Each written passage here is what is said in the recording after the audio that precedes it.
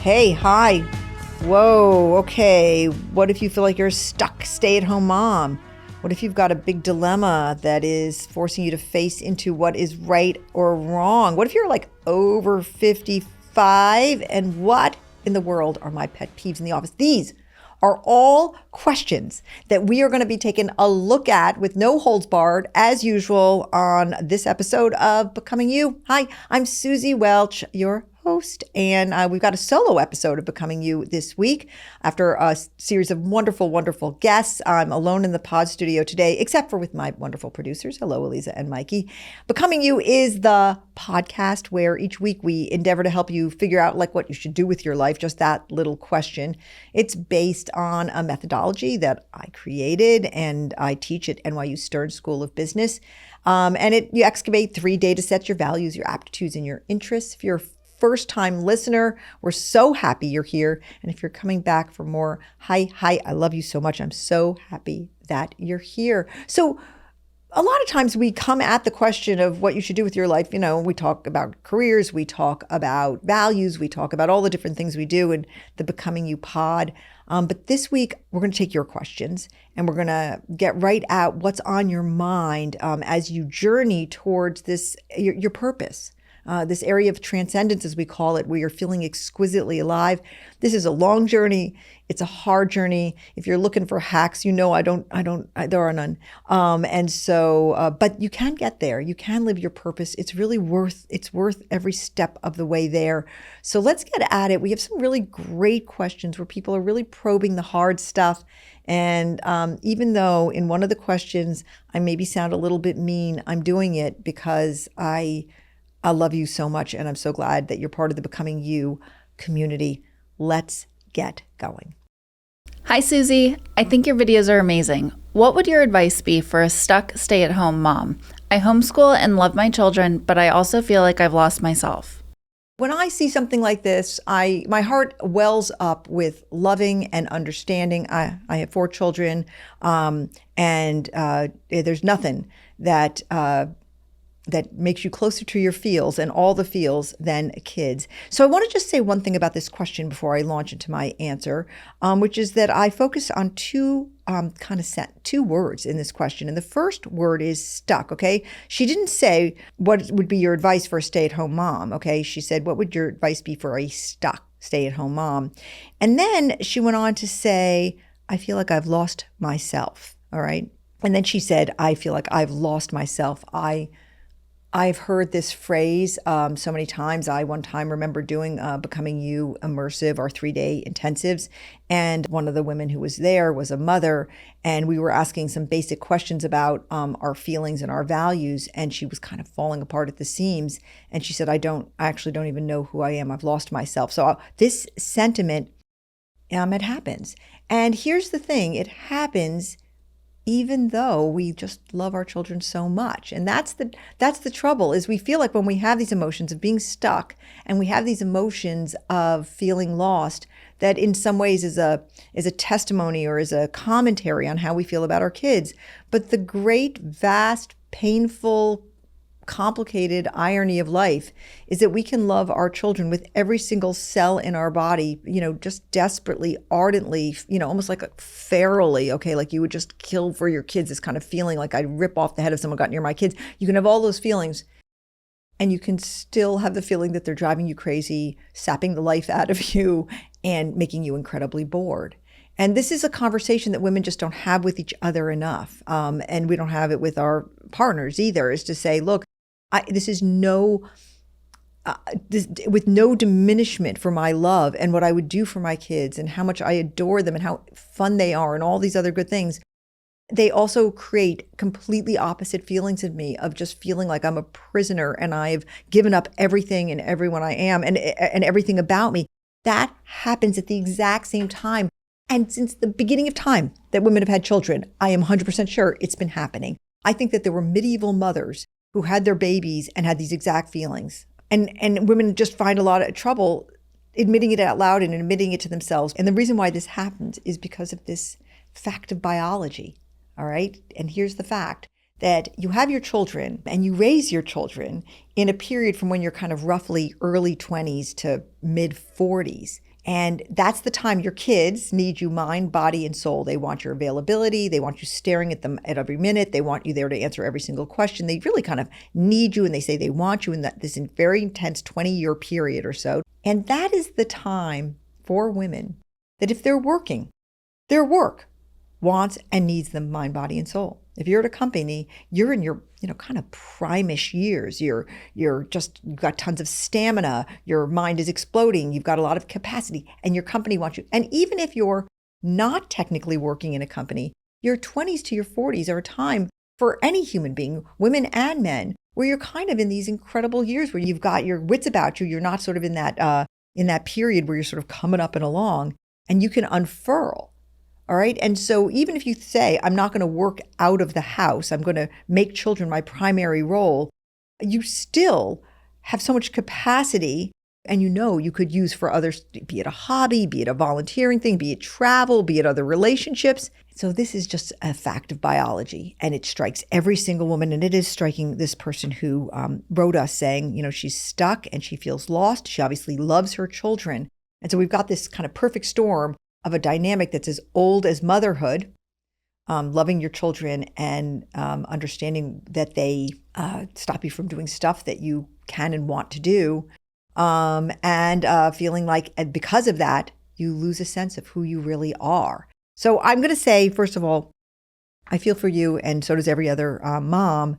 But your question is real, like what would be my advice? And so here is my advice. My advice is something I myself did not do until too late when I was having my kids. I did not know the names of my values, and I did not articulate where the conflicts were and how bad they were. I just felt it in my chest. I had very high achievement and very high work centrism.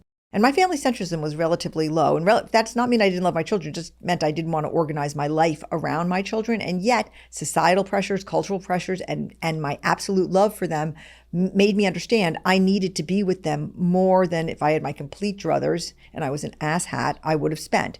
And so that was a war in my chest, in my heart, in my soul. And I had no words for it. I just I blamed people. I felt I was alone in it. Imagine if I had been able to say, as we can now, look, I have very high achievement, I have very high work centrism, or I have very high beholderism, very high belonging, and I also have high family centrism.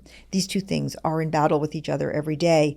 Won't you help me wage that battle in a way that there's as many people winning as possible? I mean, we can actually say that to our families. I eventually came to a place where I actually said it to my kids. And the way I said it was this. I mean, I didn't have this language then. I said to my kids, look, I'm going to spend every day of my life helping you discover who you are and live into who you are. I'm going to do that as your mom. Won't you do the same for me?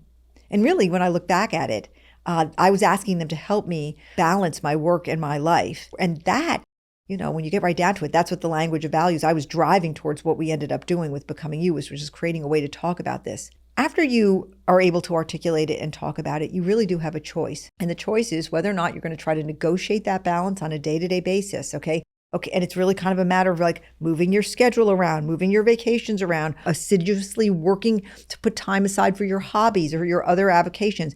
And saying, okay, look, I'm going to take one day a month and do X, Y, and Z, and really sort of fighting for that correct balance on a sort of day-to-day, week-to-week, month-to-month basis. And that you do that for sort of 20 years until the problem eventually does correct itself. Because guess what? Your kids go away, typically, or they just don't need you as much. And that happens when they're around 18 years old. I mean, they do need you. They do continue to need you. That's the truth, but in different ways. There's not as 100% demand.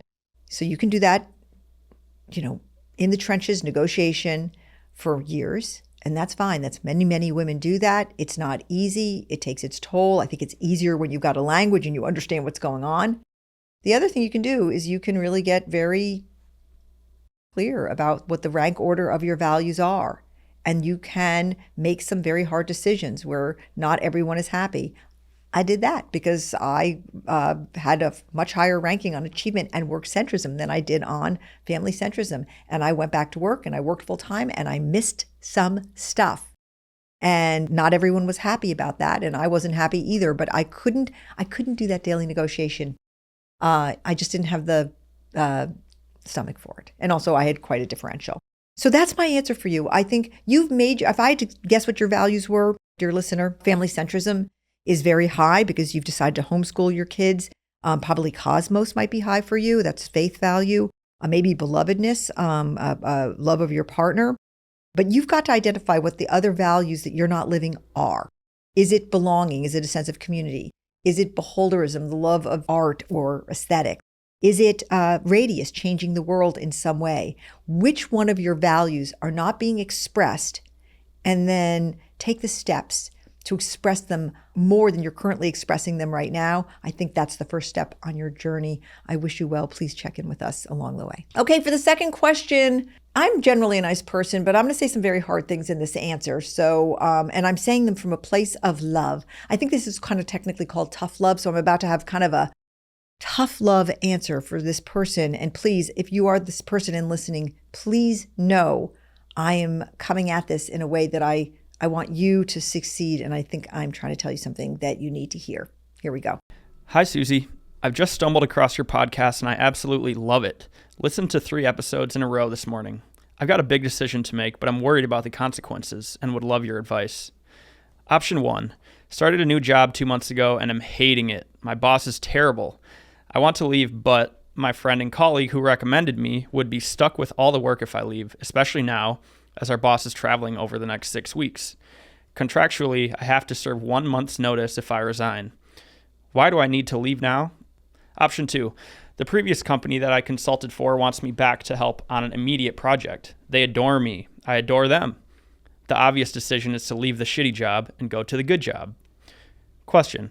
How do I leave immediately without burning bridges? As you've said, the world is a small place and burning bridges isn't my style/value system, but I also need to cut my losses as my boss is eroding my self-esteem. She's extremely disrespectful, completely against my values. Plus, if I leave now, I could score a week's holiday with my friends, which I initially couldn't make because of the terrible job. What should I do? This is not a values conversation, all right? This is not a values conversation. It's a virtues conversation. And I talk a lot about the difference between values and virtues. Values are choices about how we live, work, who we marry, how we show up, what kind of friendships we have. Virtues are social constructs that we all generally agree are good. And these are things like fairness and courage and resilience and honesty. Generally, society since the beginning of time have agreed that virtues are something everybody should have more of. For instance, kindness is a virtue for a reason. If you don't think everybody should have more kindness, something's wrong with you and the society doesn't want you as a part of it, okay? Values are totally different things. So this is, unfortunately, it would be easier if it was. It's not about values, it's about virtues. And I'm sorry, it's about right and wrong. You want to leave immediately. You've got an feeling in your stomach, and congratulations for that, because leaving immediately would be wrong. Here's why you want to leave immediately. You don't like your boss. She's making you lose your self-esteem. But guess what? She's traveling for 6 weeks, okay? 3 other things are going on. Number 1, if you leave immediately, you screw your friend, okay? You dump work on that friend recommended you. Number 2, you break a contract obligation. The contract obligation said, I'm giving 1 month's notice, okay? And number 3, you're doing it because you want to score a vacation with friends. You're considering screwing over a friend and breaking a contract to go get some vacation. Now, you may have eudaimonia as your top value, and that's maybe why you want to leave so badly. You love the idea of this vacation. That's self-care, it's recreation and pleasure, okay? And if you wanted to do this just on your values, you would say your eudaimonia is your number 1 value. Go take that vacation, and maybe you have belonging as a low value. Friendship really doesn't matter to you. So yeah, go ahead. You're going to lose a friend over this, but go ahead. Belonging doesn't matter to you all that much anyway. In terms of the self-esteem, your boss is eroding your self-esteem. This you can control. First of all, she's on vacation. And number 2, you know she's a jerk. Just put her in a box and forget about it. But I'm going to tell you, stay in that job. Give your notice. Apologize to your friend. Stay for a month. And forget the vacation, because this is about your reputation for honesty, for fairness, and for decency. And it's wrong to leave your friend in the lurch. She recommended you. She put her name on the line to get you the job. She did you a solid. And now you're undermining her. Number 2, if you break a contract business is an island and you see everybody again, and breaking a contract is going to follow you like a stink. You cannot do that in business, and you just shouldn't do it. A contract, you signed it. It's a contract. And go, I know you want the vacation, but this is a case where you're not going to be able to get what you want because you should do the right thing. And I think you should put your sort of values, I'm guessing, of eudaimonia aside, and self-determination. Maybe you have high agency, put that aside. And this is the time to pay attention to the virtues and heed those. I hope you don't hate me right now.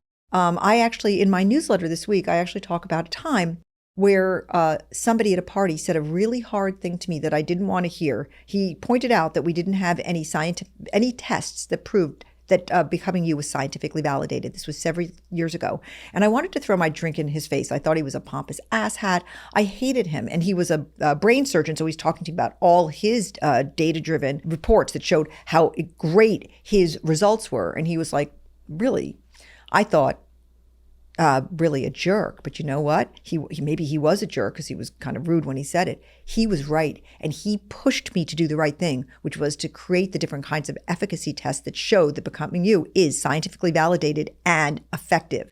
And now we have those tests and we're all better for it. So when somebody says something to you that gives you an uh-oh feeling and you kind of hate them when they're saying it and you're just thinking about all the reasons why you should just jump and like, I just wanted to walk away from that guy, you have got to stare into it and think, are you just not being real and honest with yourself? When we don't want to hear something, you got to ask yourself, why don't I want to hear it? And so I'm telling you something you don't want to hear. I'm sure, please don't hate me. Please keep on tuning in. But that's my real answer. And I don't want to sugarcoat it. This is not about values. It's about right and wrong. And I hope you do the right thing. We now move on to a fabulous question because I could go on about it for a long time. I'm not going to actually, but here it is. Hi, Suzy. Tragically, so many adults bounce through life like chaff in the wind until, or if, they can ever get anchored to their life and career pursuits. Let me pose a question to you. How do retirees who are post-career utilize your content? It is quite the paradox. I find myself at 73 in post-career finally doing some of the most impactful and meaningful pursuits at this point in my life in mission areas. I hope you can speak to this. For an aging adult, most of our focus turns towards the spiritual. Human finiteness and frailties become more of a reality, and we know that the end is only the beginning. Thank you for your efforts.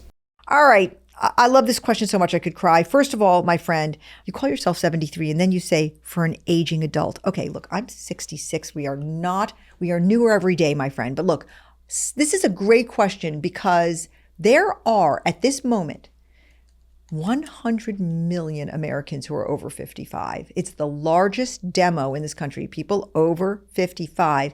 And just recently, I saw some great research that showed that 50% of those people, 50 million people, say that they are seeking more purpose and meaning in their lives. And sometimes I think the actual best application of becoming you is for this demographic because you know yourself well enough that the values work is going to be really quite quick. You know your aptitudes, that's going to move along. You have the sort of wisdom of your years about your values and your aptitudes. And when we do the economically viable interests, a lot of times people who have reached 55, they can take out the economically viable part and they can just focus on their interests. I think we often in the 3 days get people who are 55 and older, and they are some of my favorite students because they're just so engaged with the process. They think the time is nigh, let me live. And I'll tell you something.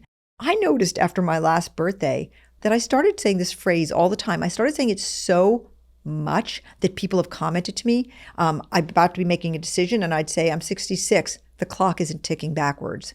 I've been saying this again and again, and it's true. I have a sense of urgency. I have, I hope 20 or 30 splendid years ahead of me. And I know my values and I know my aptitudes and I know my interests. I'm going to go live it to the hilt. And there's no more time for mamby-pambying around. And so my answer to you is do the Becoming You methodology with a group of your friends who are about your age and have a blast, okay? Let me know. Let me drop in and I will come and visit you on Zoom like I did with my friends in Montana who got in touch with me, the book group. I love doing that. I think that this is something you can do with a bunch of other people in your age group, people that you know and love. Do the testing and figure it out. You're right that as you get older, you start thinking, okay, it doesn't go on forever. And that really puts the question of purpose front and center. So I'm glad you asked about it. I think that we call actually around the Becoming You Labs headquarters here in New York, we call this demographic of people who use Becoming You, we call them third halfers.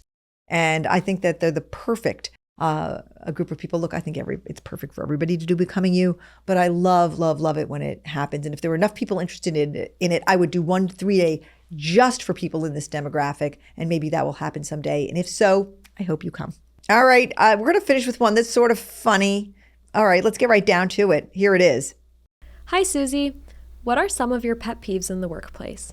Well, how much time do we have to answer this one? I mean, I could go on and on about my pet peeves. One of my pet peeves, actually, one of our wonderful team members does it every day, and that's cracking of the knuckles. Oh my God, it makes me hit the roof. There may actually even be the name of this. I can't stand it. I don't know why. I think it's bad for you, but I also think it's sort of bringing one of your personal habits into the workplace. And so I don't love that. I think, I could get really serious about this. Like, pet peeves, my biggest pet peeve is not giving a shit. Okay, like that I can't stand. If you're going to be doing the work, you should be caring about the work. We're a mission-driven organization. I also, look, we do a lot of eating in this office, so I don't have any problems around eating. I don't like it when people take my gummy bears. I have them under lock and key. And so my pet peeves are really around actually your attitudes about the work. And so they're not really pet peeves, but I guess, cracking of the knuckles would be a big one. But I do have one that's serious, more serious, and I think it's a delicate thing around here. And one of my pet peeves is how during the day at Becoming You Labs, and this happens a lot more than I'd like, people get their heads in a place where they think that Pierre is their dog. And it's important to understand that Pierre is my dog. I can't be more clear about this. Pierre is Suzy's dog. And when he goes around and he sits in your lap, okay, go ahead. You can make those faces, Eliza and Mikey. You can. Okay. My producers are not, they're not amused by this. He sits in your lap. Do you think he really loves you? Do you? He doesn't. He loves me. He's just taking time and he's being nice to you. He's taking pity on you. And that's my biggest pet peeve. All right. That's Becoming You this week. And you know what I never say? I should say it more, because you know what? Every podcaster says it. If you like this episode, or if you just are liking Becoming You in general, can you believe how helpful it is to me if you leave a review, or if you give us some stars, and or you subscribe? I mean, this stuff is really helpful as we try to build the podcast. So please do that. I think the phrase people use, which is kind of cringe, is smash that like button. Hey, smash that like button and do all those things. I'd appreciate it so much. Thanks. We'll be back next week with another full episode of Becoming You. Again, I'm so happy you're here. I'm Suzy Welch. Have a great week. And this show is produced by the amazing and fabulous Mikey Robley, Eliza Zinn, Issa Lamson, and Hallie Reiner. And if you liked what you heard, and I'm on my knees praying that you did, follow me at Suzy Welch across all my platforms, everywhere, Instagram and LinkedIn and even TikTok, although somehow TikTok doesn't seem to work for me. And don't forget to leave a rating and a review below, because a lot of people have, and I love you people who have. It's not all my children, because there's just too many of them. I will see you next time, and until then, keep becoming you.